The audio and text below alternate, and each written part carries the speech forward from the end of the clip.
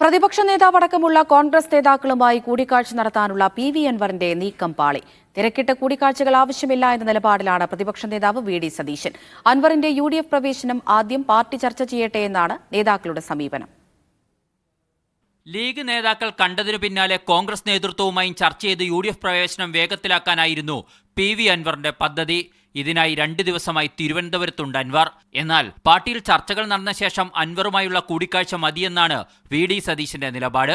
അൻവറിനെ തുറന്ന മനസ്സോടെ സമീപിച്ച രമേശ് ചെന്നിത്തലയും കൂടിക്കാഴ്ചയ്ക്ക് സമയം നൽകിയിട്ടില്ല.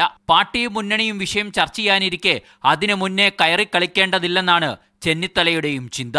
അൻവറിന്റെ കാര്യത്തിൽ വിവിധ വശങ്ങൾ പരിഗണിച്ചു മാത്രമേ തീരുമാനമെടുക്കാൻ കോൺഗ്രസിന് കഴിയൂ.